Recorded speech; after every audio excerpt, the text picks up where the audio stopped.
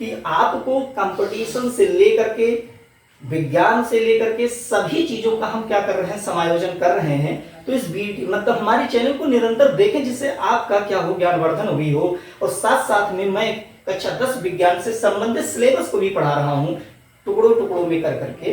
तो जो important point है बोर्ड की दृष्टि से मैं केवल उन्हीं को कवर कर रहा हूं, तो आप उन पॉइंटों को क्या करेंगे, पढ़ेंगे। और कंपटीशन की दृष्टि से भी वो क्या है, महत्वपूर्ण है। चलिए आइए आज हम एक नए टॉपिक के साथ उपस्थित होते हैं और उस टॉपिक का नाम होता है बेकिंग सोडा। क्या कहते हैं, बेकिंग सोडा। उस टॉपिक का नाम है बेकिंग सोडा। Baking soda. चलिए हमने तो नाम पढ़ लिया कि एक नाम है जिसका नाम क्या होता है, बेकिंग सोडा। लेकिन इसका मतलब क्या होता है, तो इसका मतलब ये होता है कि इसी को खाने का सोडा भी कहा जाता है। आप सभी लोगों के घर में ये सोडा क्या होगा, उपस्थित होगा। कैसे, क्योंकि मीठा सोडा जो होता है उसी को बेकिंग सोडा या खाने का सोडा भी कहा जाता है।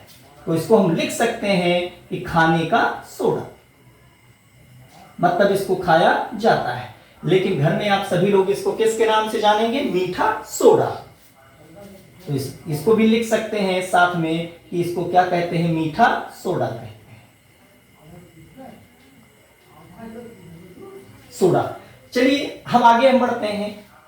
ये तो हो गया नाम के बारे में। फिर हम जानते हैं कि इसका सूत्र क्या होता है। क्योंकि जितने भी हम लोग रासायनिक यौगिक पढ़ते हैं उनका कुछ ना कुछ सूत्र पाया जाता है। उसी प्रकार से बेकिंग सोडा का जो सूत्र होता है वो NaHCO3 होता है। ठीक, सूत्र क्या होता है, NaHCO3।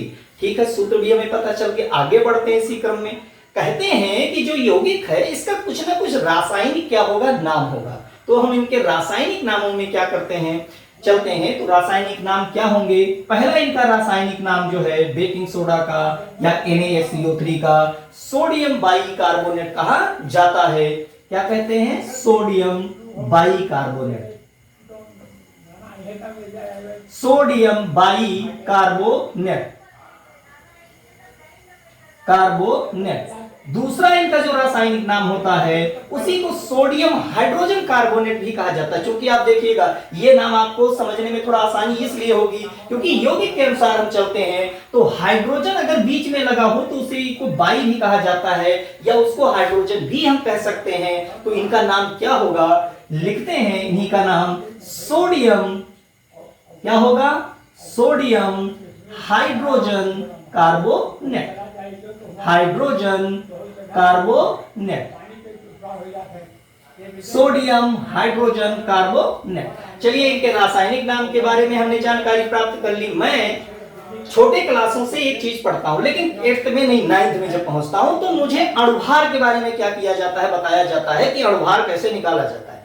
अणुभार को कहते हैं मॉलिक्यूलर वेट। क्या कहते हैं, मॉलिक्यूलर वेट। मॉलिक्यूलर वेट क्या है, देखिएगा मॉलिक्यूलर वेट का मतलब होता है कि किसी भी अणु में उपस्थित सभी परमाणु हों उन सभी परमाणुओं का भार का क्या किया जाए, योग किया जाए और उन्हीं को अणुभार या उनको हम लोग मॉलिक्यूलर वेट के नाम से जानते हैं। क्योंकि अंग्रेजी में उन्हीं को मॉलिक्यूलर वेट कहते हैं और हिंदी में उन्हीं को अणुभार कहा जाता है। फिर से सुनिएगा, निकालने का तरीका क्या है।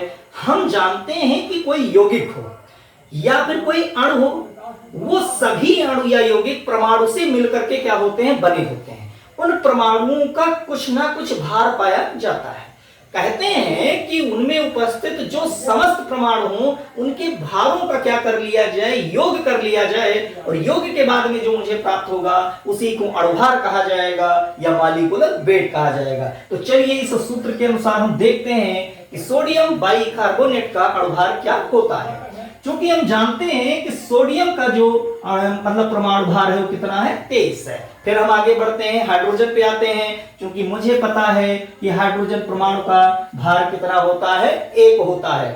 फिर आगे बढ़ते हैं, अब तीसरा परमाणु जो मेरा है वो कार्बन है और हम जानते हैं कि कार्बन का परमाणु क्रमांक तो 6 होता है लेकिन परमाणु भार कितना होता है, 12 होता है।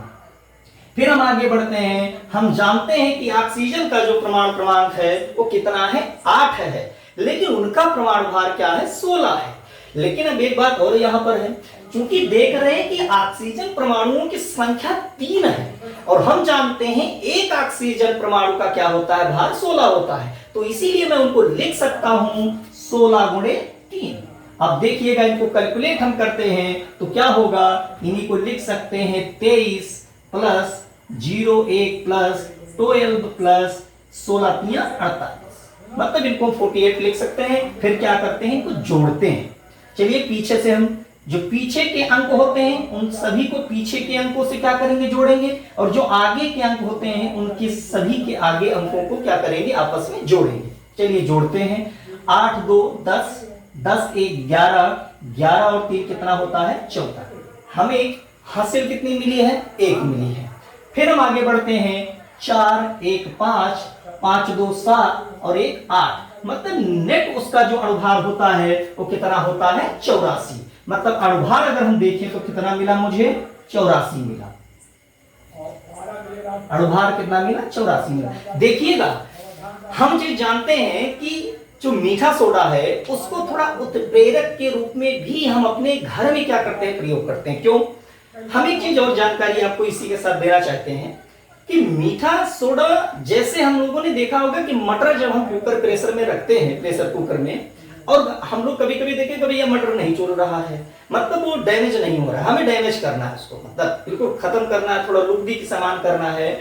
अगर वो चुर नहीं रहा है तो हम क्या करेंगे, गल नहीं रहा है तो उसमें थोड़ी सी मात्रा किसकी मिलाते हैं, मीठे सोडे की, और उसी का नाम क्या होता है, सोडियम बाइकार्बोनेट। यानी कि मैं उस प्रेशर कुकर में थोड़ा सा क्या मिला रहा हूं, मीठा का सोडा या सोडियम बाइकार्बोनेट। मिलाने के बाद में जब मैं उस पे क्या करता हूं, फिर से उसमें सीटी लगाता हूं प्रेशर कुकर की, जब उसमें 1-2 सीटी आती है वो पूरी तरीके से जो मटर होता है वो गलित हो चुका होता है। इसके मतलब ये उत्प्रेरक का भी कार्य कर रहा है, क्योंकि उत्प्रेरक क्या है, उत्प्रेरक आप देहात भाषा में देखेंगे कहते हैं कि कुछ उत्प्रेरक धनात्मक होते हैं और कुछ क्या होते हैं, ऋणात्मक। मतलब आपके संगत में दोनों प्रकार के लोग मिलेंगे, जो आपको सही दिशा में भी ले जा सकते हैं और आपको गलत दिशा में भी ले जा सकते हैं। तो वो जो आपके जिंदगी में किसका कार्य करते हैं, उत्प्रेरक का कार्य करते हैं। याद रखिएगा हमेशा कि जो आपके साथ में रह करके आपको गलत दिशा में या सही दिशा में ले जा सकें, वह आपके लिए किसका कार्य कर रहे हैं, उत्प्रेरक। क्योंकि उत्प्रेरक की परिभाषा तो भी यही है भाई, उत्प्रेरक की परिभाषा है कि एक ऐसा पदार्थ जिसकी सूक्ष्म मात्रा अभिक्रिया में प्रयोग करने पर या तो अभिक्रिया की गति बढ़ जाती है, तो अभिक्रिया की गति क्या होती है, घट जाती है। तो वही हम मीठा सोडा भी है, या तो गला देगा या तो बिल्कुल क्या करेगा, खत्म कर देगा। उसी प्रकार से व्यक्ति भी होते हैं कि अगर आपको उनको संगति में आ गए तो या व्यक्ति अगर वो सही है तो आपको क्या करेगा, बना देगा, अगर गड़बड़ है तो क्या करेगा, बिगाड़ देगा। तो ऐसे भी हमारे ये मीठे सोडे का जो उपयोग है उत्प्रेरक के रूप में भी किया जाता है। लेकिन चूंकि मैं एक पॉइंट रखना चाहता हूं कि हमारे तत्वों के वर्गीकरण में जिस लेक्चर पे मैंने छोड़ा था उसी में मैं आगे चलूंगा दूसरे लेक्चर में, तो मैं बताऊंगा कि जो डी ब्लॉक के एलिमेंट होते हैं मतलब उनको संक्रमण कहा जाता है। संक्रमण का मतलब आप समझते हैं, कहा तो नहीं भैया कि सभी संक्रमित होगा, मतलब ऐसा व्यक्ति जो अपने आसपास के लोगों को भी क्या कर सकता हो, संक्रमित कर सकता हो। तो आसपास के लोगों को कैसे संक्रमित करेगा, आप देखेंगे डी ब्लॉक जो होता है आवर्त सारणी कहाँ होता है, बीच में होता है। ओकरे एक बगले कहाँ होते हैं, यस, और दूसरे बगले कहाँ होते हैं, टी। तो कहते हैं कि आसपास संक्रमण मतलब एक ही अगर एक व्यक्ति संक्रमित हो तो अपने आसपास के लोगों को भी क्या करे, संक्रमित कर दे। तो डी ब्लॉक ऐसा मतलब तत्व होता है आवर्त सारणी का कि वो अपने यस ब्लॉक के साथ में और पी ब्लॉक दोनों के साथ में क्या कर सकता है, यौगिक बना सकता है मिल करके। तो ऐसे भी हम जानते हैं कि डी ब्लॉक उत्प्रेरक का कार्य करता है, इसीलिए उनको संक्रमण तत्व भी कहा जाता है। तो ये वीडियो आपको कैसा लगा, आपको अच्छा लगा होगा तो आप लोग सब्सक्राइब करिएगा और शेयर भी करिएगा। साथ में मेरे चैनल को मतलब जो है सभी